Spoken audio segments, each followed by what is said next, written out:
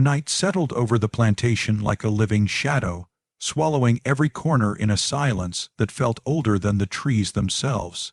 But the darkness wasn't limited to the sky. It lived in the lungs, the hands, and the hollow eyes of the children born in chains.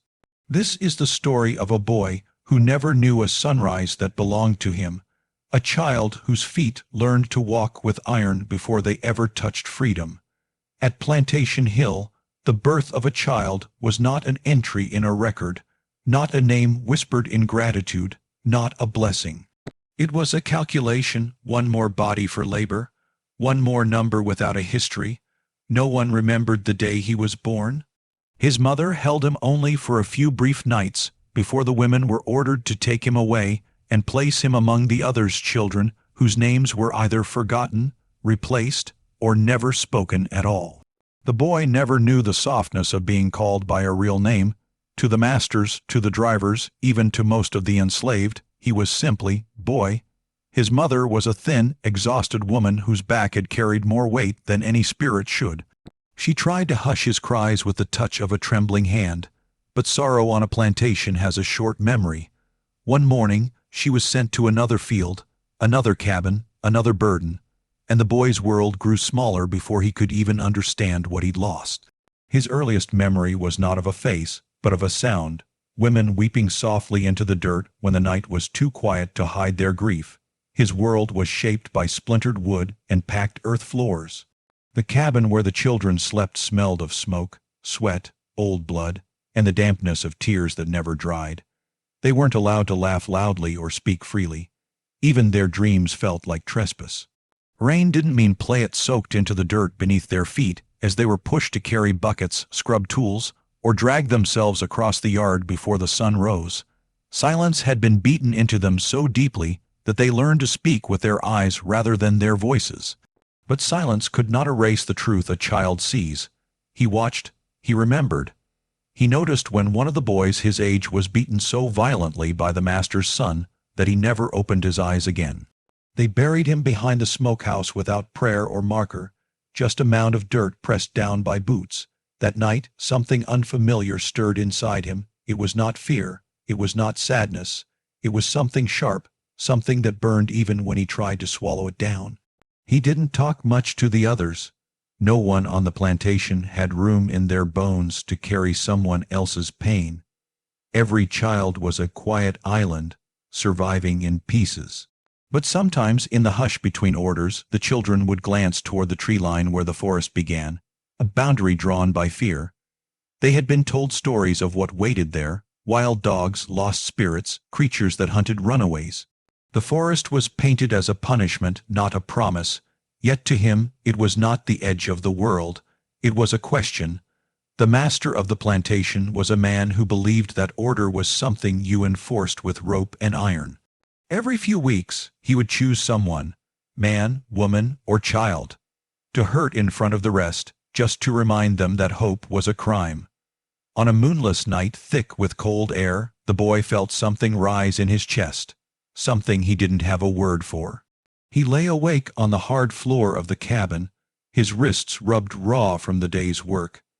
In the corner, half buried in dirt and ash, he found a rusted iron hook, broken from an old harness. He ran his finger across the edge until it cut his skin. When he saw the blood bead and slide across his hand, he understood one thing for the first time. He was still alive, which meant something inside him had not been taken yet. That was the night the story truly began, though no one on the plantation dared to tell it out loud. It was the night a child who had only ever known captivity started to dream of leaving it behind, even if he did not yet know how. The boy who was born in chains would one day slip them from his wrists and disappear into a world that had never bothered to count him among the living. And when he vanished, nothing was left behind but questions no one wished to ask. The night he first considered escape did not come with thunder or warning. It arrived quietly, like a breath held too long. Cabins were still, their roofs shivering in the wind, the air damp with a cold that crept under thin blankets and into tired bones. The boy lay on the floor, his back against splintered wood, listening to the chorus of shallow breathing around him. Children slept curled into themselves, their limbs folded like they were afraid to take up space even in dreams. Outside, the dogs were unusually restless, pacing the dirt yard with low growls that trembled through the ground. He didn't know why that night was different, only that it was. All day, the plantation had carried an unease no one could name. The master's son had returned from town with stories of two men who fled from a neighboring estate. One had been caught near the river, his body dragged back as a spectacle. The other had vanished into the swamps. No dogs had found his scent. No men had claimed his body. To the masters, that was an insult worth avenging. To the slaves, it was not a rumor.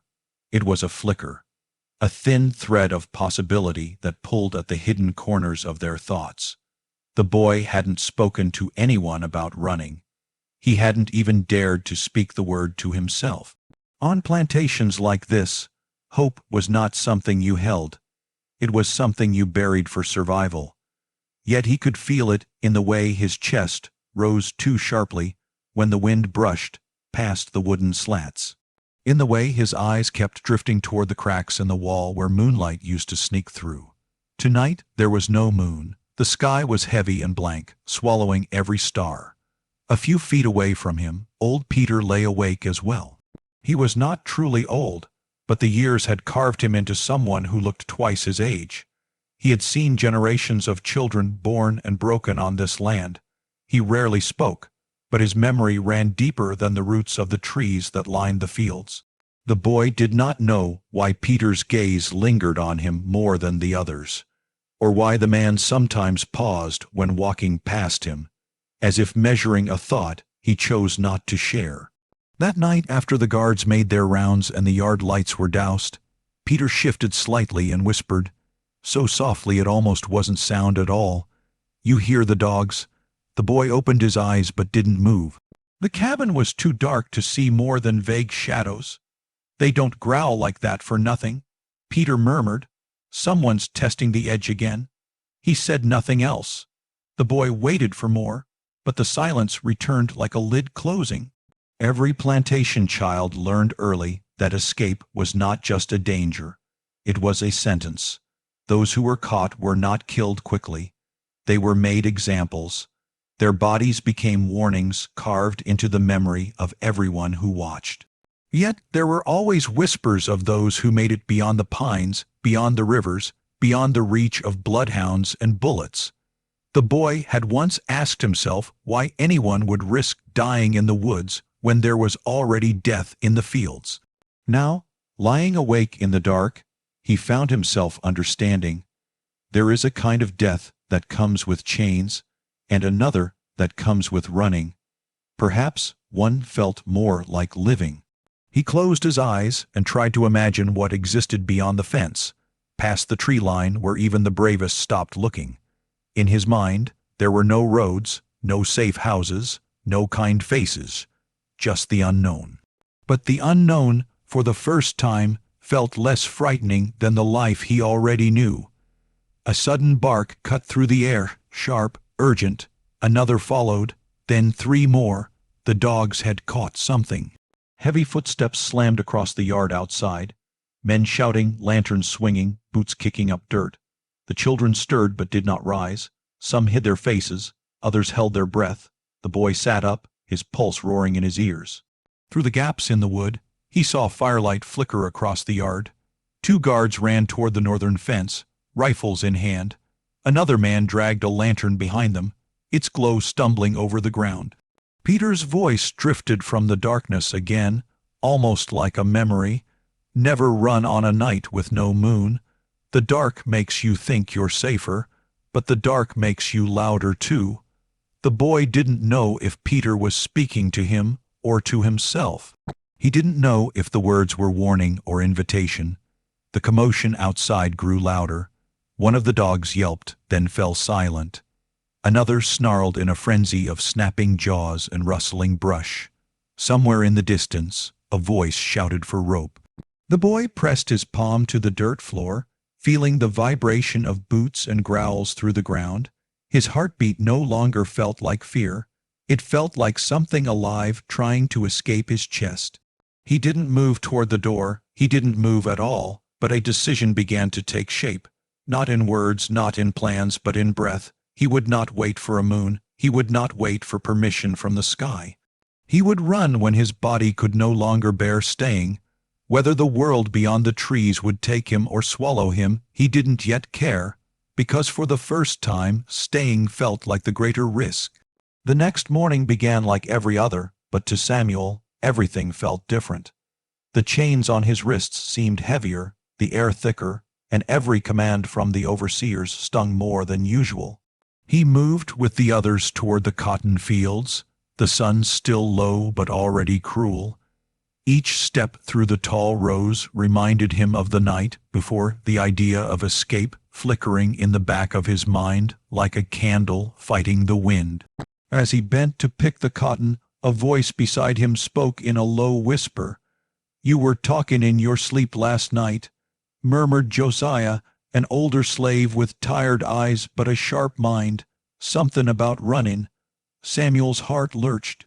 He froze for a moment, fingers trembling over the white fluff. He didn't look at Josiah, afraid to reveal too much. "I don't know what you're talking about," he muttered, trying to keep his voice steady. Josiah gave a dry, quiet chuckle. "Don't lie, boy. I've been here long enough to know the sound of dreams that don't belong in chains." For the first time since he'd been captured, Samuel felt both fear and a faint spark of trust. Josiah wasn't accusing him, he was warning him. The overseers weren't deaf, and whispers traveled faster than footsteps in the dark. Hours dragged by under the burning sun. Overseers rode horses between the rows, watching every movement with cold eyes. The crack of the whip popped in the air now and then, a reminder that pain was always one mistake away. Samuel kept working, sweat stinging his eyes, his back aching with every stretch. But somewhere between the silence and the cotton, a plan was beginning to take shape. By midday, the workers were given a short break. Most collapsed in the shade of a dying tree, too exhausted to speak. Samuel sat apart from them, staring at the horizon. Beyond the fields, beyond the fences and guards, he could see a distant line of trees. A forest, a place where the world didn't belong to the men who held the whips. Josiah eased down beside him. He chewed on a piece of dry grass and kept his voice barely above a breath. "You keep looking out there like it's calling your name." Samuel didn't answer. He didn't have to. Josiah studied him for a long moment before speaking again. "You ain't the first to think about running. Some tried, some got caught, some."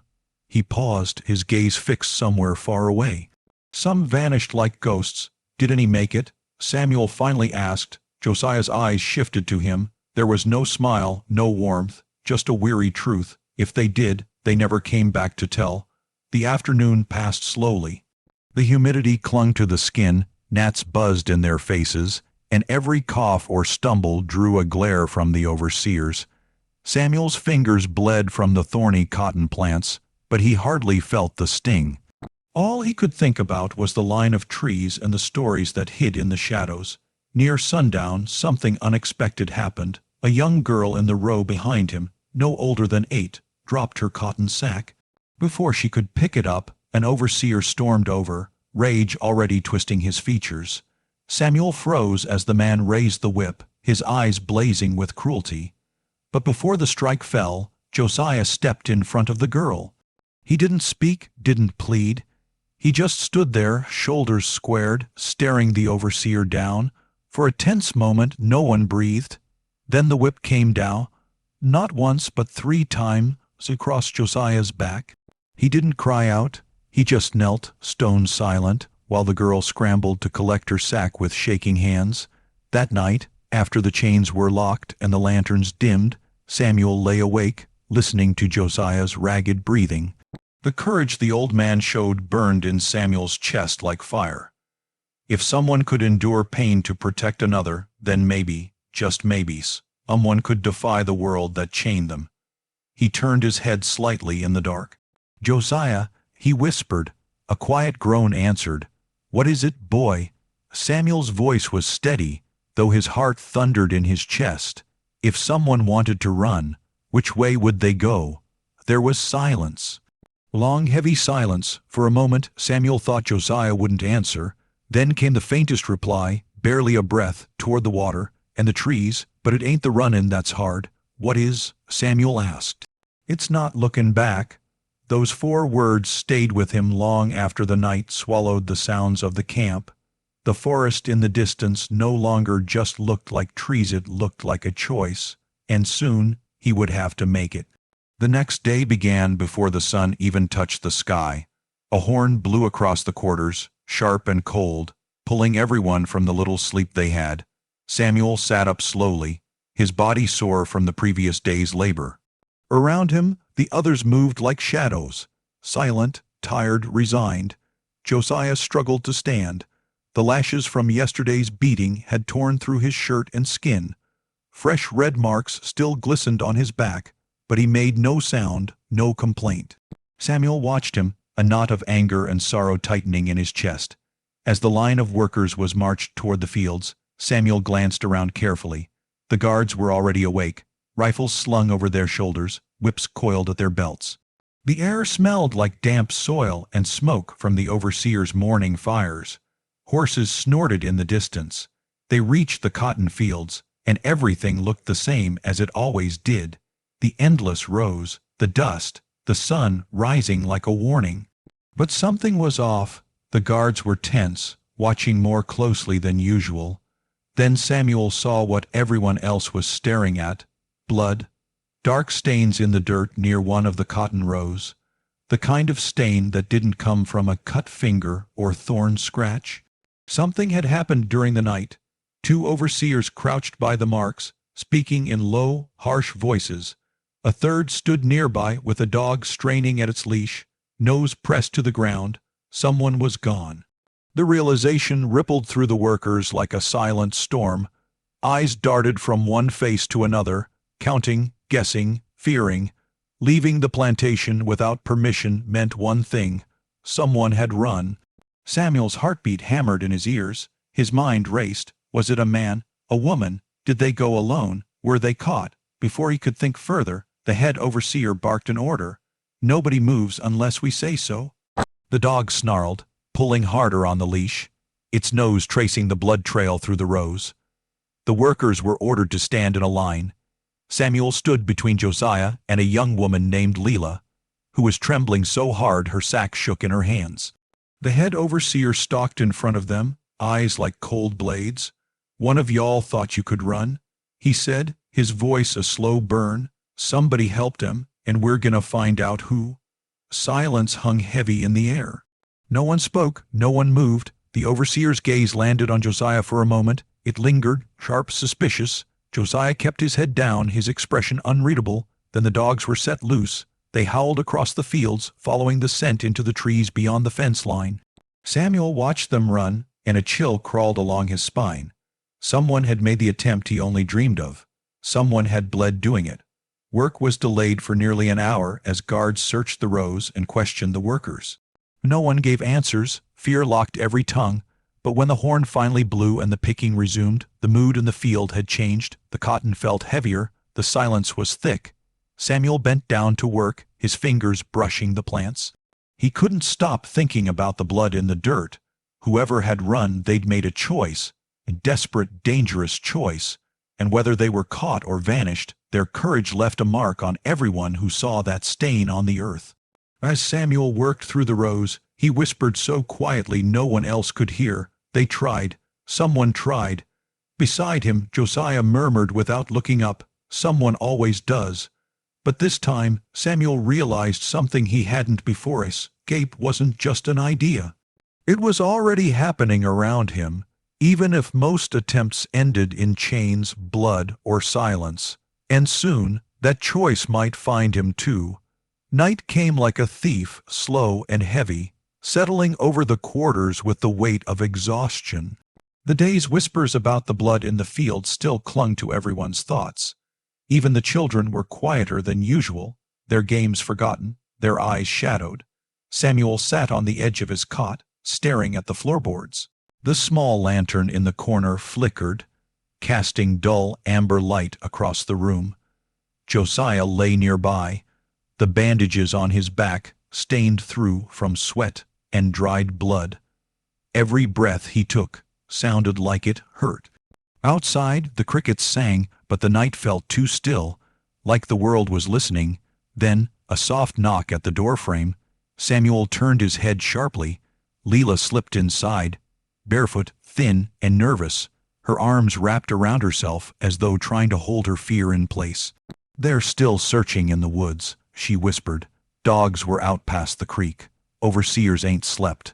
Samuel glanced toward the door, then back at her. "You hear who it was yet?" She shook her head. "Nobody knows for sure. Some say it was a man from the south field. Others think it was one of the new ones that came last harvest." Josiah shifted on his cot but didn't speak. Leela's voice dropped even lower. "But I heard something else. Said the blood on the ground wasn't all theirs. Said somebody fought." A strange mix of hope and dread twisted in Samuel's chest. Running was hard enough. Fighting while running meant someone had nothing left to lose. Leela crouched beside them, her voice trembling. If they made it past the ridge, they might reach the old river trail. Josiah opened his eyes, tired but alert. "River trail ain't safe," he murmured. "They guard the crossing now." Leela hesitated, then looked at Samuel. "Not the lower crossing. There's another way. One they don't use no more." Samuel frowned. "How you know that?" For the first time, Leela met his gaze steady. "Because my brother tried 2 years back. He didn't make it, but he talked before he died." Silence spread between them like smoke. Then, slowly, Josiah sat up despite the pain. He reached under his cot and pulled out a flat piece of wood. An old board, smooth on one side, dark with dirt on the other. With a piece of charcoal, he drew a rough line, then another. His hands were steady. Samuel watched, stunned.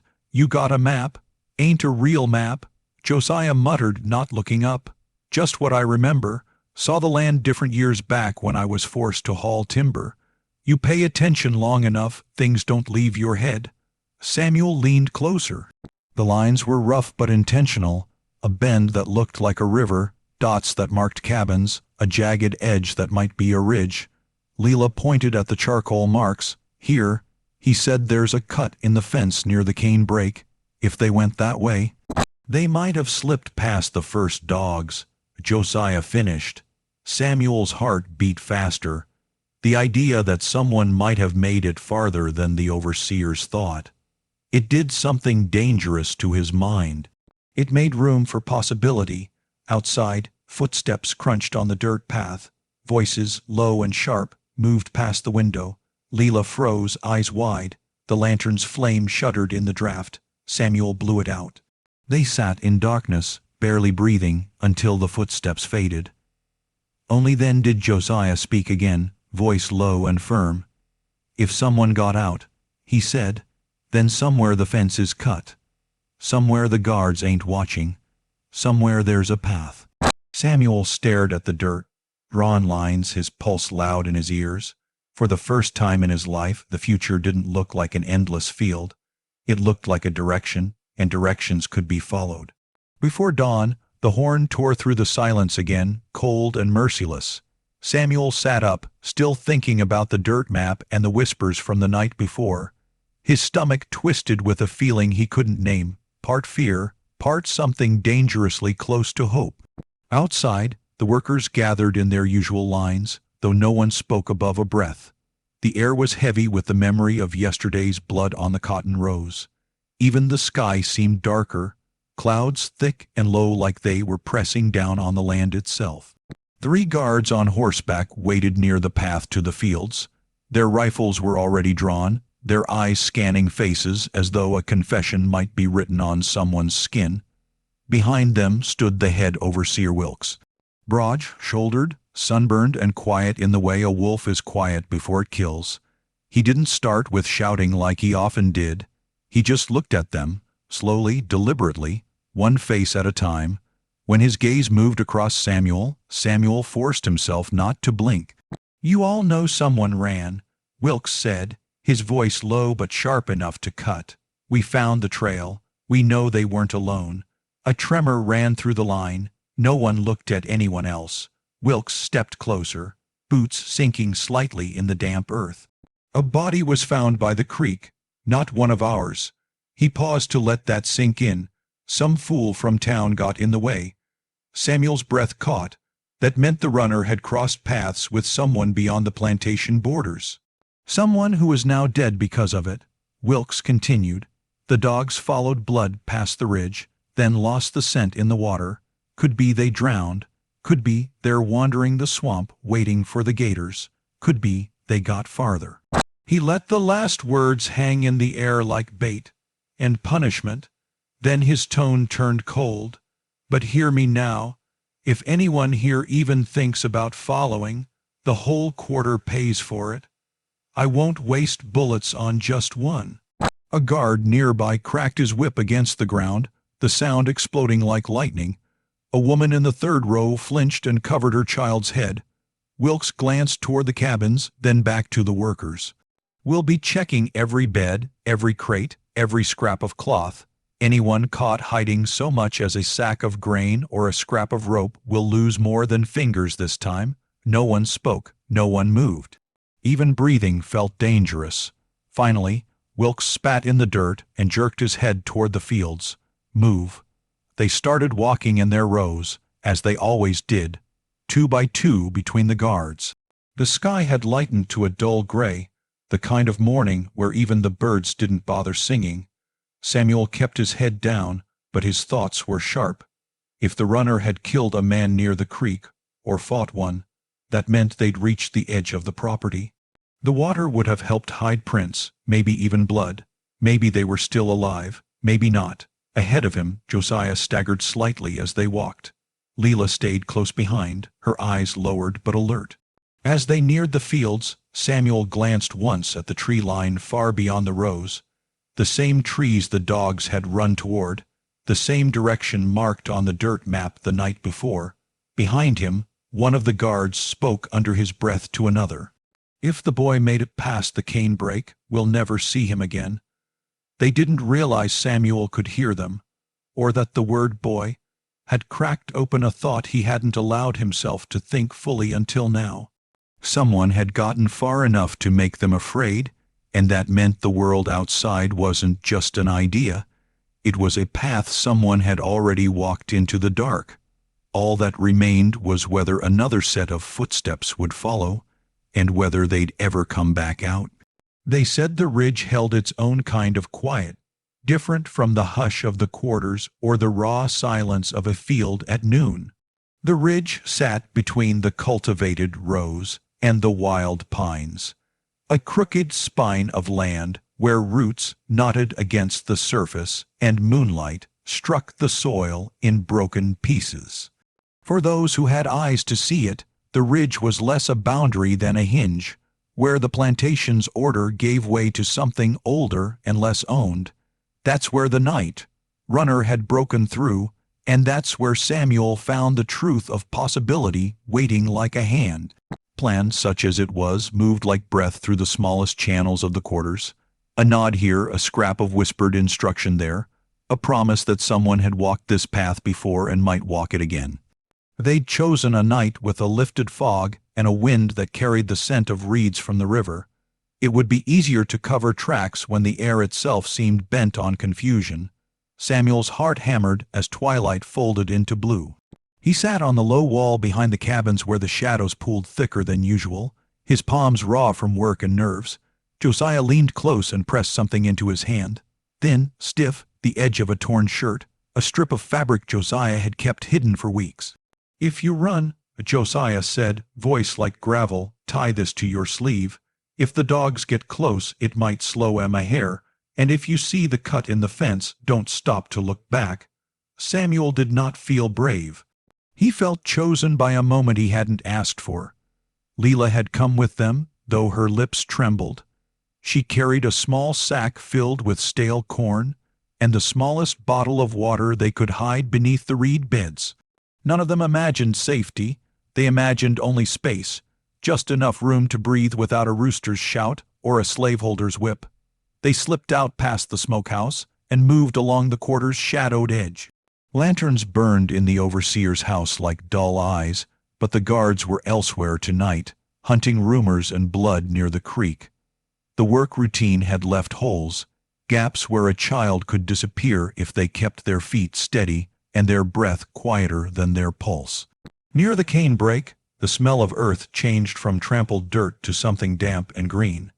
Samuel paused as the sound of the plantation faded behind him, the distant creak of a swing gate, the soft bark of a watch dog. Ahead of them the ridge rose like a wall of darker land. They crept up it in silence, hands brushing low shrubs, feet making no sound they could measure. At the top, the field dropped away. Below, the plantation lights looked like pinned insects, small and trapped. Beyond, under the flat canopy of the trees, there was only the river's faint sheen and the black suggestion of swamp. Samuel tasted iron in his mouth and thought of the stain they'd seen in the rose. He thought of the body by the creek. He thought of the man who died in some other hand's confusion. None of that mattered in the moment. The moment belonged to the curve of the dirt path ahead and the rhythm of the air. They had rehearsed nothing. There was no grand speech. No one promised riches. The plan was a single motion: move low, move fast, cross the old footpath, cut through the reed beds, make for the river trail where the water ran slanted and shallow. Past the river, there were rumors of a split in a fence no one used, a road that dipped away from the overseer's sight, and a patch of marsh claimed by no man. The world of rumor was all they could afford. Halfway down the ridge they heard a sound they had not planned for, a boot striking a tin can. It was a soft, careless clatter that sent the shape of panic through the small group. They froze. For a moment the night hung like glass. From below, a voice called, soft, deliberate, "Who's there?" The voice could have been an overseer checking the perimeter, or a drunken neighbor walking late, or a watchman. It could have been the sudden turn of fate. Josiah hissed a command without moving his lips. Spread. They melted along the curve of the ridge, like something that had always belonged to the lands. Small shapes pressed against roots and low branches. Samuel clutched the strip of fabric at his sleeve. Leela's breathing came in the gaps between leaves. For a second the world narrowed to the thin line between his fear and his next movement. A shadow loomed on the path below, lantern held low, its light slicing the darkness into a rectangle. Two men moved, rifles slung, boots whispering on packed soil. They walked slowly, methodically, their light sweeping between the trees as if scanning for small bodies. Samuel felt the blood in his neck pound like a second drumbeat. One of the men paused, angling his beam toward the ridge. The light flicked up and met something. White cloth, a flash of an arm. Samuel's chest seized. He dared not breathe. SHH. Josiah breathed. His voice was the hush before the tide pulls back. Then something unexpected happened. A fox, or maybe a stray dog, broke from the brush below, its body a blur of motion that sent both men's heads turning. The lantern slashed sideways, and the beam chased the animal into the dark. For one stolen heartbeat, the world exhaled. They moved then, fast and low. Samuel ran on knees until the gravel bit through the skin, then pushed to his feet and dove into the reed beds where the river's hush smothered sound. Leela stumbled, caught by a root, but Josiah's hand yanked her forward. They collapsed among reeds that smelled of old water and reeds and something older still, mud turned by centuries of rain. Behind them, in the thin slice of land the lantern had cut, men cursed and spurred horses. Dogs barked, high and distant. The sound climbed the ridge, then receded as men gave chase or lost the trail in the wet dark. Samuel lay with his face in the mud, reeds tickling his cheek, and felt his chest heave until he thought it would break. They had made it over the ridge. They had entered a territory no overseer mapped in full daylight. They had crossed that thin hinge between being owned and being other. For a breath, Samuel believed. But the river would not be a calm lane. Swamps had teeth, paths bent. The night had not promised kindness. And when they finally forced themselves upright, water lapping at their ankles and moonlight failing to warm the world, Samuel saw something in the reeds that settled into his bones. A thin, nearly invisible line in the mud where someone had been dragged, a smear like a memory, disappearing toward the darker water. He wanted to say that they were safe then. He wanted to tell a story of escape that ended with a road and a sunrise. Instead, the night whispered a single relentless fact. They were not the only ones moving in the dark. If you want to keep going, Section 8 will bring the chase closer. Moving boats on the river, a sudden betrayal, and a choice that will define Samuel forever. The water was colder than Samuel expected, even in the thick breath of the southern night. It soaked through his trousers and crept up his skin like something alive, something that had been waiting. The reeds bent in slow arcs around them, whispering against the current as Leela and Josiah moved ahead, each step careful and nearly silent. For a moment, there was no shouting behind them, no lantern glow, no dogs barking in the distance. Only the soft lapping of water against roots and the quiet throb of frogs hidden somewhere deeper in the swamp. It might have been peace if not for the sound Samuel kept hearing in his head, that dragged streak in the mud near the ridge. Whoever had fled before them had come this way, hurt or hunted, and the land had marked their passing. Josiah knelt near a cypress trunk, partly submerged. "Stay low," he murmured. "If the dogs lose scent, they'll send boats." "Boats?" Leela whispered, eyes wide. "They use 'em when someone gets far," he said. "Same way they hunted my brother." The river ahead split into two directions, one fork narrow and overgrown, the other wider and darker, curving out of sight. The fragrance of wet moss and decaying leaves clung to the air. Somewhere beyond, the cane fields ended and the marsh swallowed everything the owners hadn't bothered to fence. Samuel scanned the tree line. Which way? Josiah didn't answer right away. He stared at the water, at the way it curved, at the reeds shifting like breath. When he spoke, it was low. "My brother said the narrow path leads to old traps. The wide one goes to a flat stretch near the abandoned mill." "And after the mill?" Samuel asked. Josiah looked up at him. "A crossing if it ain't flooded." They started for the wider fork, keeping their bodies half crouched as the water deepened to their knees. Samuel's toes sank into mud, every step an effort not to slip or splash. Leela clutched her small sack to her chest, her teeth pressed into her lower lip so hard it left a pale mark. Just as they reached the bend, a sound broke across the water, distant, but clear enough to steal the breath from their lungs. A dog's bark, low at first, then sharper, coming from farther downstream. Samuel froze. Josiah's jaw tightened. Leela's eyes darted to the fork behind them, their splitting search. Josiah said quietly, "Some on the ridge, some on the river. If boats launch, they'll use the main inlet." Samuel's heart pounded. "That's this one." Leela gripped Josiah's arm, then wide we. Before she could finish, something splashed to their right. Samuel spun, shoulders tensed. At first, he saw nothing, just reeds and reflections. Then movement flickered near the tree roots. A boy, younger than Samuel, maybe 12, waist deep in water, one arm wrapped around a rotting log to stay standing. His face was pale beneath the moonlight, his hair plastered to his head, and his breathing came in ragged bursts. Samuel stared, speechless. The boy's eyes were wide, not wild, but hollow in a way only hunger and fear could carve. Josiah moved slowly, one hand lifted. "You alone?" The boy didn't nod, didn't shake his head. He just stared past them toward the direction of the barking. Leela stepped closer, voice barely above a breath. "Were you the one who ran last night?"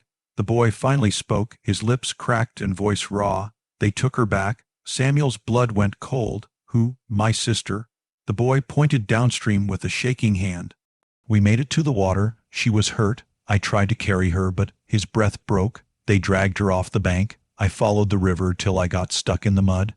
Josiah glanced at the thick roots near them, places where a smaller body might have hidden or struggled. The bloodstain in the cotton came back to Samuel in a flash, the overseers arguing over footprints, the dogs confused near the creek. 2 had run. Only 1 was here. "We have to move," Josiah said, his voice harder now.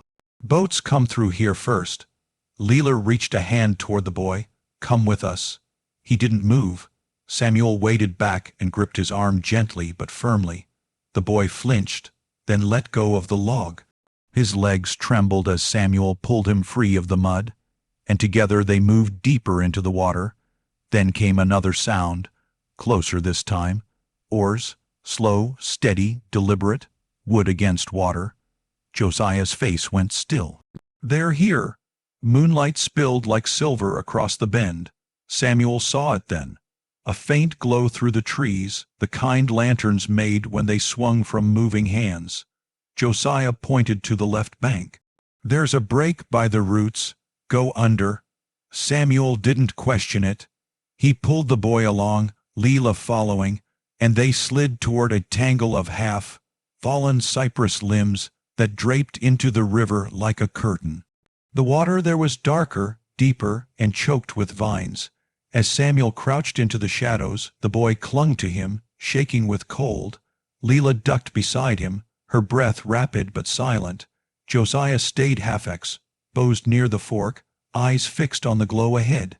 The oars grew louder, one stroke, then another. Voices murmur, low, alert, searching. Samuel held still, the river soaking into his bones, the mud sucking at his boots. He could hear his heartbeat, could hear the boy's shaking breath, could hear the water touch the wooden frame of a boat somewhere just beyond sight. Then, through the dark, a man's voice said, "If the boy's alive, he's close." The girl bled out by the ridge. Dogs tracked it clean. Samuel's fingers curled into the wet earth. They weren't the only ones being hunted tonight, and the river had already claimed a witness. The night the boy vanished, the skies broke open like the heavens were mourning. The storm arrived without warning. No gentle winds, no distant thunder, just a violent crack across the sky and rain that came down in sheets so thick you could barely see your own hands. Inside the plantation house, the overseers were busy securing the animals and shutting the windows. Lightning flashed again and again, lighting up the fields like a ghostly stage. Some of the workers huddled together in the cabins, whispering prayers under their breath. Storms were always feared, but that night felt different. It felt like an omen. Around midnight a scream cut through the thunder. It came from the direction of the cane fields, sharp, urgent, and so full of terror that even the storm went silent for a second. The overseers raced outside with lanterns, their boots sinking into the mud as they pushed through the wind and rain. The voice had sounded young, too young. They found footprints near the edge of the fields. Small, barefoot, fresh, they trailed off toward the old storage shed, the same one the boy had once been locked inside for punishment. But when they forced open the creaking door, the shed was empty, except for a broken chain lying on the floor. Lightning struck again, and one of the men swore he saw something at the tree line. A shadow, small, quick, darting between the trees. They shouted for the others, but by the time they reached the woods, the rain had washed away the tracks. The storm howled through the branches, drowning every sound that followed. Back at the cabins, some of the older women began to weep. They knew whose scream it had been. They had feared this night the moment he slipped those chains the first time. They said the storm had come for him, that freedom always demands a price. By dawn, the rain had stopped. The sky was pale gray, and the air was heavy with silence. They searched the fields, the riverbank, the woods, but there was no sign of him. No footprints, no fabric caught on branches, no voice calling from the dark. It was as if the storm had swallowed him whole. Some believed he drowned in the river trying to escape. Others said he was taken by those mysterious horsemen who were rumored to free slaves in the night. But among the workers, a different story began to spread quietly. One they spoke only in whispers. They said the storm wasn't what took him. They said he became the storm. In the weeks that followed his disappearance, the plantation tried to return to its routine, but nothing truly went back to normal. The boy's name was never spoken by the overseers again, almost as if erasing him from memory would erase the shame of losing him twice. But the workers, they remembered, and they passed his story from one whisper to another, shaping it into something larger than life. They said that on quiet nights, when the wind drifted through the cane fields just right, you could hear chains dragging softly through the rows. Not heavy, not threatening, just a reminder of what once tried to hold him. Some swore that on stormy nights, they saw a shadow sprint across the horizons. Small, fast, barefoot, like lightning given legs. Months later, a new worker claimed he saw something before dawn. He'd been carrying water to the stables when he noticed movement near the tree line. A boy, thin and barefoot, watching with calm eyes. The worker froze, and before he could speak, the figure vanished into the fog. He told no one at first. But when he finally broke his silence, others confessed they had seen the same. The overseers dismissed it. They said it was nonsense, guilt and imagination, but the fear in their faces told another story. Some began carrying extra lanterns at night. A few refused to patrol near the old storage shed. One even left the plantation entirely, saying he wouldn't work on cursed land. As years passed, the legend only grew.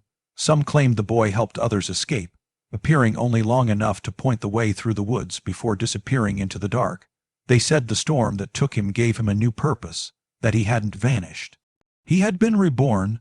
They called him the Chainbreaker, and the story spread beyond that plantation, traveling on the tongues of wagon drivers, traders, and travelers who never knew his name but always felt the chill when the tale was told. Somewhere in the world, people believed the boy still ran, free, unstoppable, untouchable, slipping through storms and shadows, reaching every place where chains still clung to innocent skin. Not a ghost, not a myth, a warning to oppressors, and a promise to the enslaved. Nobody ever found a body. Nobody ever found a grave, because some stories don't end in the ground. Some stories keep running, forever.